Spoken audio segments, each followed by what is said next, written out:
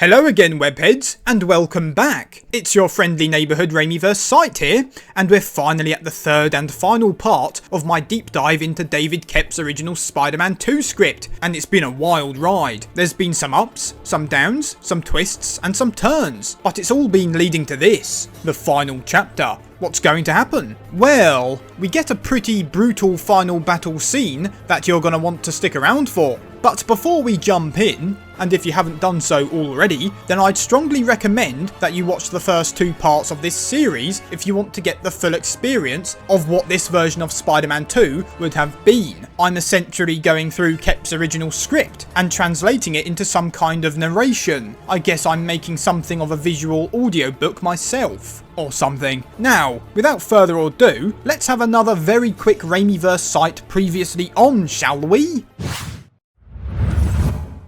Peter Parker's spy parents have left Peter the Image Refractor, an item of their own creation that was vital to their work. Peter then meets Otto Octavius, who turns out to be stone cold evil. He murdered Peter's parents, but unfortunately for Peter, he realises this too late and has already given Otto the Image Refractor. Otto then tries to kill Peter, but Peter escapes, only to return as Spider-Man, to then try to kill Otto. Yeah, after the lab explodes, Spidey leaves Otto for dead.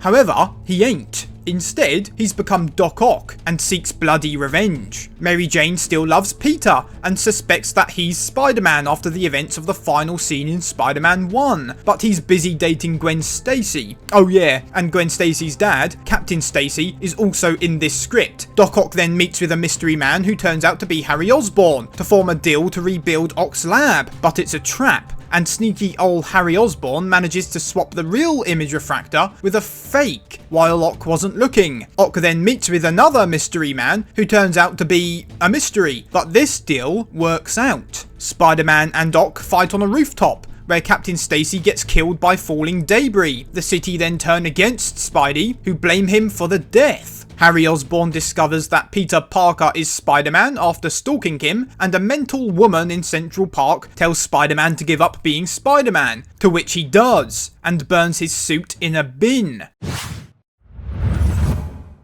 Okay, everybody got that? Good. And if everybody's sitting comfortably, let's begin with part 3 of the version of Spider-Man 2 we never saw.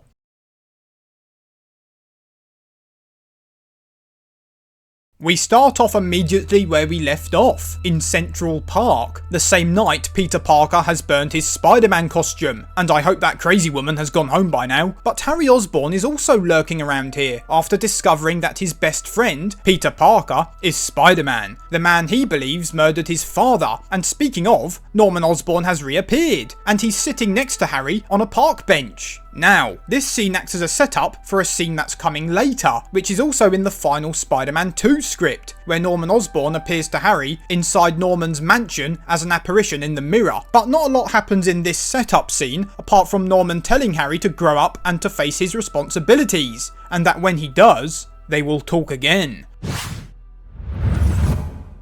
Peter is back in Dr. Connor's class, but instead of things improving after giving up being Spider-Man, his life is exactly the same. Yeah, there's no difference at all. He is just as miserable and his work is still failing. So what was the point of giving up being Spider-Man? Later on, Peter and Gwen have that double date Gwen proposed in part 2 with Mary Jane and her partner Eric in a cafe, where both Peter and MJ are jealous of the fact that they aren't in a relationship with each other. Blimey. Harry Osborn then enters the cafe, and he's brought along his partner, Stephanie, a European model. Yep, that's new. But something is off with him. Peter can sense it. And yes, Harry Osborn of course knows that Peter Parker is Spider-Man here, unbeknownst to Peter himself. After a few drinks, Harry then announces that he's engaged to Stephanie, and that the two plan on having a wedding at the end of the week, on Saturday. It's almost as if the plot is being rushed along here. Harry then asks Peter to be his best man. What's he got up his sleeve here, I wonder?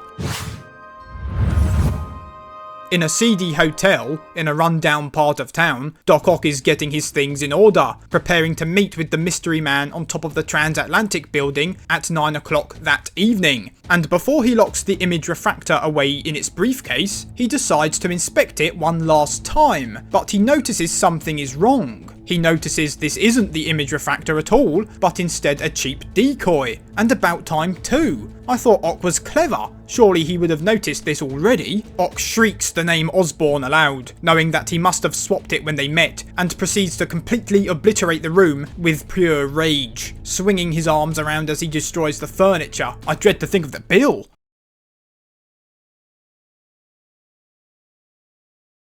It's now Saturday, and that means it's the day of Harry Osborn's wedding, and all of New York's most notable members of high society, including J. Jonah Jameson and the Daily Bugle crew, are gathering at Oscorp Tower for the big event. Specifically, the wedding is taking place in the new glass penthouse that has been constructed at the top of the tower, and Peter is already inside, albeit rather uncomfortable in the role, ushering in the guests. And two of those guests are Dr. Connors and his wife, where Connors explains the reasons for why the spider powers that were a part of the Columbia genetics experiment eroded over time. Yes, if you're new here, this script contains the plot point of Peter losing his powers, but not due to mental and physical exhaustion, but instead, well, diet, as Connors explains here. Dr. Connors tells Peter that the powers eroded due to the spider's diets not containing enough calcium or protein, and that's literally it.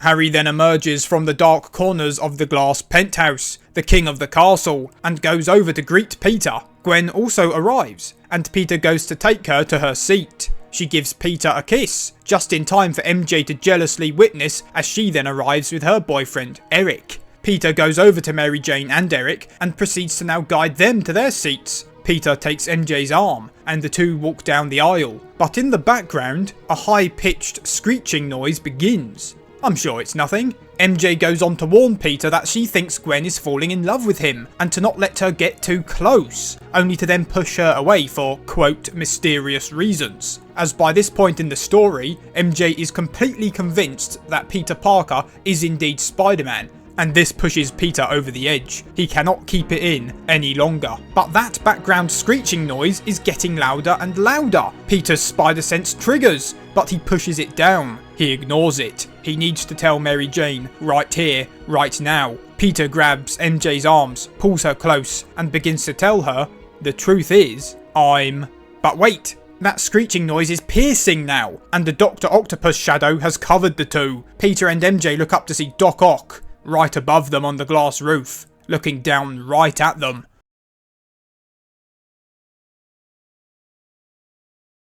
Dr. Octopus smashes down through the glass ceiling into the ballroom. Glass and metal beams fall everywhere, and guests run in panic for the exits, but Doc Ock blocks them off with his arms, screaming for Harry Osborn. However, one of those falling metal beams is heading straight for Dr. Connors and his wife. It's tumbling right for them, and they don't have enough time to get out of the way. Peter attempts to fire some web strands to pull them safely away, but his powers have decided to run off. He decides to risk a quick superpowered leap over to the couple, with MJ watching the entire event unfold, and pushes them out of the way, but he wasn't quite quick enough. The metal beam has caught Dr. Connors' arm, pinning him to the ground in agony. And now it's time for the big scene where Peter gets his powers back. Properly this time. Get ready. He steals a kid's glass of milk and drinks it. Yeah, that's it. There's no epic he's back scene. It's just a kid's glass of milk. Good source of calcium, I suppose. Meanwhile, guests are making their way for the elevators now, but Doc Ock is one step ahead. His arms go into Inspector Gadget mode and produce buzzsaws, cutting the elevator wires away and trapping the guests inside the penthouse. Ock is still searching for Harry, and Peter decides that enough is enough. He decides to change into his Spidey costume, only to remember he fried the thing. He then considers to just jump in and fight Doc Ock in his civilian clothing, but he can't risk it. Everyone he knows is at the wedding. J. Jonah Jameson, the Daily Bugle crew, Mary Jane, Harry Osborn, Gwen, the lot.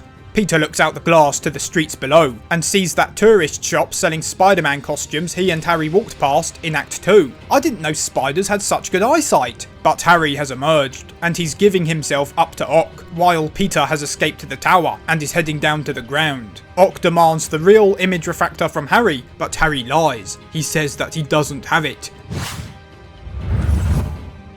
Meanwhile, Peter is in the tourist shop, looking through the various costumes. There's Wolverine? No. Silver Surfer? No. Daredevil? Nope. Ah, here we go. Spider-Man. Yes, this script does include some neat references to other Marvel heroes. But back at the wedding, Ock decides to motivate Harry further by threatening some of the attendants. He lifts up the waitress with one of his mechanical arms, demanding the refractor, but Harry again lies that he doesn't have it. Ock drops the waitress and picks up his would-be bride, Stephanie. He's trying to find someone Harry cares enough about now, but Harry still insists that he doesn't have the refractor. Doc Ock gives it another go, this time grabbing up Mary Jane from the crowds. And this does it. Harry screams at Ock not to hurt her, showing that he clearly still has feelings for MJ, while an angered Stephanie watches on, as Harry takes the real refractor from his pocket, handing it over to a very satisfied Ock.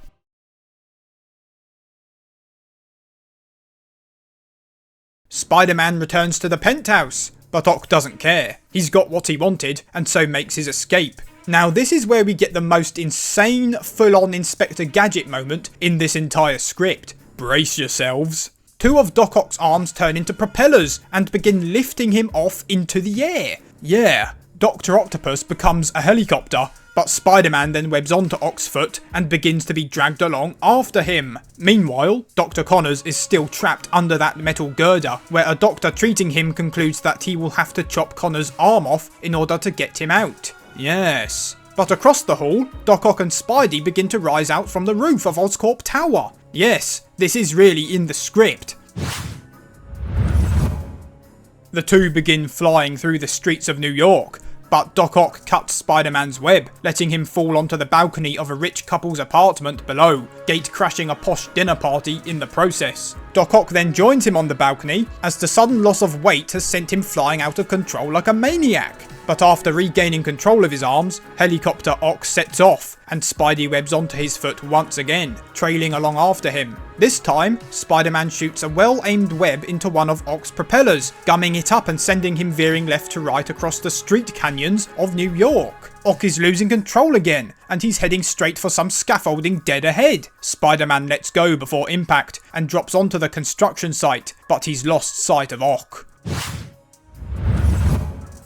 Spidey's spider sense goes off, Spider-Man 1 style again, and he's scanning the scaffolding, going in close to all the metal bars until he realises that two of the bars are not bars at all, but in fact Doc Ock's arms, holding him up above Spider-Man, like a predator who has got his prey caught in a trap. Spidey attempts to escape, but it's too late. Ock's arms tie him up.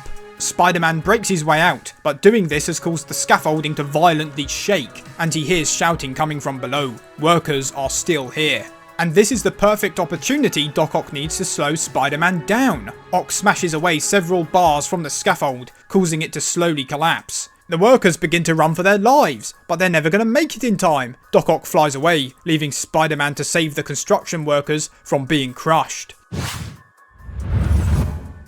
Doc Ock is back soaring through the skies of New York, on his way to meet with that mysterious man on top of the transatlantic building, where he notices a raised train tracks ahead. Ock makes his way over and lands on top of the oncoming train, hitching a free ride. Meanwhile, with the construction workers safe, Spider-Man is back on the hunt for Ock. He sees the train ahead with the 8-limbed cyborg on top, and aims straight for it, smashing into Doc Ock's back as he lands. The two have a brief fight on top of the train, but Ock vanishes, and Spider-Man sees why. The track is lowering down into the subway. Spidey leaps from the train before he loses his head, and lands atop a vantage spot, searching for Ock once more. And yes, this is the genesis of the iconic Spider-Man 2 train fight, but as you fine webheads just witnessed, it barely lasts for a minute or two in this script. Its only real function here is for some neat eye candy filler that serves as one pit stop from one set piece to the next. Anyway, back on the vantage point, Spider-Man has spotted Ock, and he's climbing up the side of a building with a big clock on it, and the word Transatlantic plastered on the front in big neon letters, and the time is almost 9 o'clock.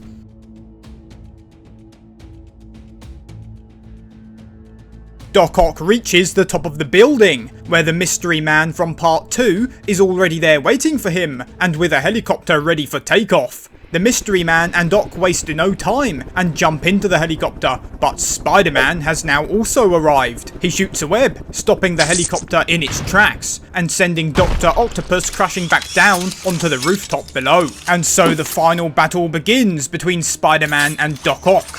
And Doc Ock is mad. He ties Spidey up in his arms and begins to crush him, his bones beginning to crush and splinter. However, Ock begins to notice that his escape helicopter is leaving without him, and Doc is having none of that. He extends one of his 3 arms over to the helicopter, grabbing hold and keeping it firmly in place. While he's being crushed alive, Spider-Man scans the rooftop around him. There's a power box, a spool of copper cable, and a metal aircon unit, and Spidey gets an idea. With one nicely positioned hand, Spider-Man webs onto the power box and rips the front of it off. A police helicopter then joins the fight overhead, where a sniper aims his rifle at Doc Ock. He fires, striking the tentacle which drops Spider-Man from his grasp. With this momentary let-up, Spider-Man races over to the copper cable and begins wrapping it around the aircon unit.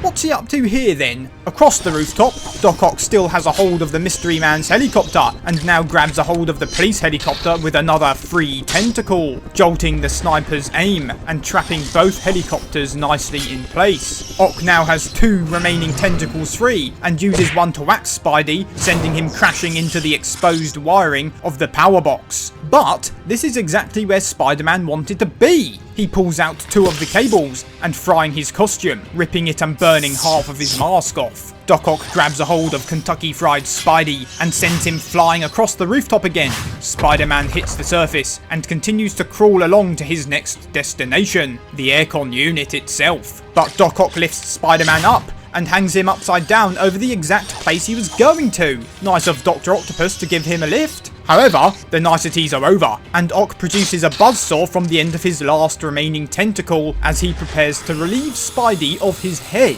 But Spider-Man has still got a hold of those 2 power cables, with current still in them. He reaches up and shoves each cable into either side of the aircon unit, with that copper cable wrapped around it. Science things begin to happen, and the aircon has been turned into one giant magnet, sucking in all the metallic objects around itself within a 10-foot radius, including Doc Ock himself. Doc Ock is yanked against it, trapped, as sparking electricity begins coursing through his arms, following them up to the also trapped helicopters. But the helicopters begin to pull in either direction, lifting Dr. Octopus gradually up into the air. He's going higher, with each of his 4 arms being pulled in different directions. Ock's about to be quartered, medieval style. Spider-Man looks away. He can't bear to watch when the helicopters are free, taking away with them each tentacle that was holding them in place. But no, Ock hasn't been ripped apart, though his arms have been. He's lying like a ragdoll on the surface of the rooftop, armless. Spider-Man leaps over to Otto and brings him face to face. Ock begs for mercy. He pleads with Spider-Man not to kill him, but Spidey only wants the image refractor. He takes it from Otto's pocket, just as the police begin swarming onto the rooftop. Better late than never, I suppose. Spider-Man then tells Otto that he's going to jail for life. And the charge? The murder of Richard and Mary Parker. And these words shock Otto to his core. How could Spider-Man possibly know this? Unless... And so, with that, Spider-Man returns to a familiar location, the Spider-Man 1 Final Swing flagpole, and places the image refractor back inside the top of it, looking out across the city of New York as its victor.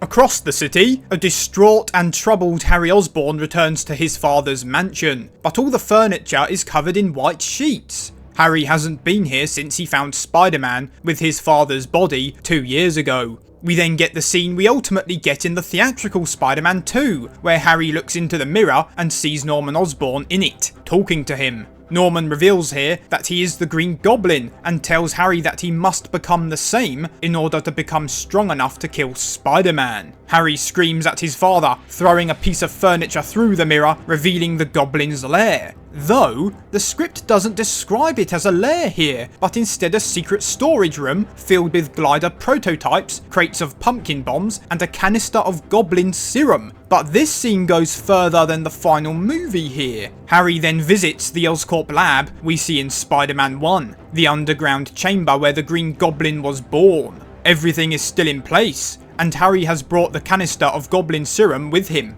and prepares the glass chamber his father had done so 2 years previous. Harry steps in. The green gas begins to rise, and he breathes it in, becoming the next Green Goblin, and reciting this line from the end of Spider-Man 1. "I swear on my father's grave, Spider-Man will pay."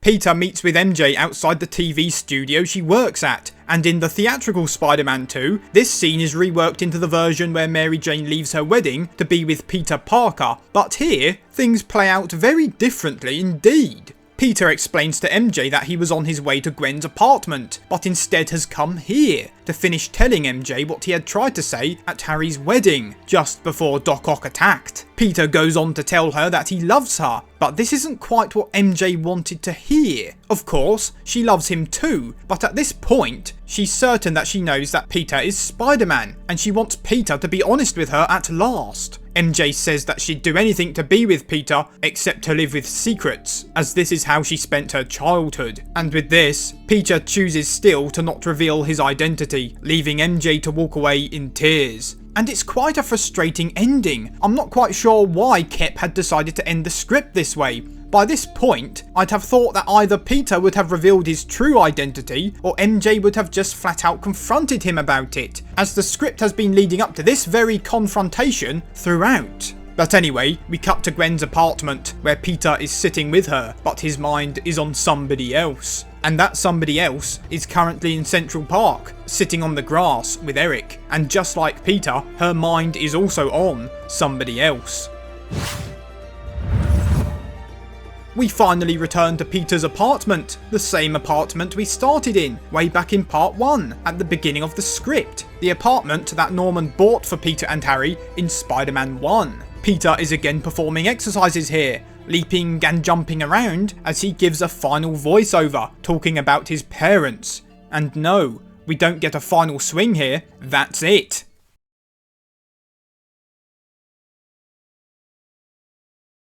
And that's the end! Yes, we've come to the end of this 3-part deep dive into David Koepp's original script for Spider-Man 2, and I think it's safe to say that things would have been very different indeed had this version been greenlit by Raimi himself. The final version of Spider-Man 2 we ultimately get is a masterpiece. It is the best Spider-Man film of not only the Holy Trilogy, but of all time, and that does make you wonder just how this version of the film would have been received. There are elements I like in this script, elements I like a great deal. As I have attempted to emphasise as much as I can, the most striking thing about this script is just how much closer it is to Spider-Man 1 when it comes to style and tone. Events from that movie, especially the final scene between Peter and MJ, hold far more weight in this script, which I consider a particular positive. And speaking of Mary Jane, she is significantly better in this script. She is far more likeable and, dare I say, intelligent. Her feelings for Peter are crystal clear. She loves him, but she's also connected the dots and worked out that Peter is Spider-Man, and she uses this to playfully tease him in hope that he will confess to her.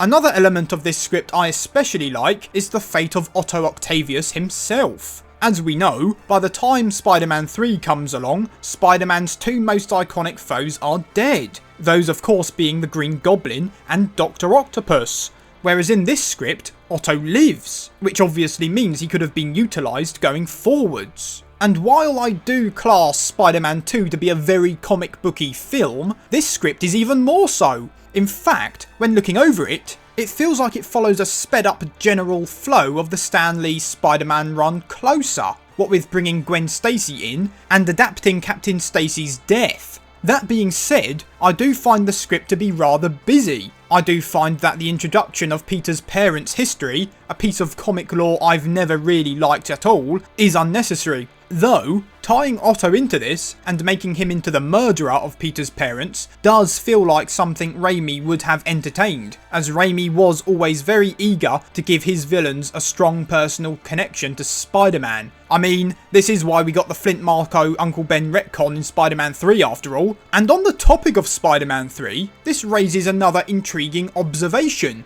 David Koepp's Spider-Man trilogy and Sam Raimi's Spider-Man trilogy are two very different things entirely. Koepp was setting things in motion that Raimi wasn't interested in, for example, the Mystery Man and his equally mysterious organisation that I presume would have been explored deeper in Koepp's Spider-Man 3 script. We can also go further into Koepp's plans, as back in 2020, Koepp briefly talked about this in a Collider interview. Quote, "Basically, my trilogy idea was the telling of the Gwen Stacy Harry Osborn story, but I spaced everything out differently."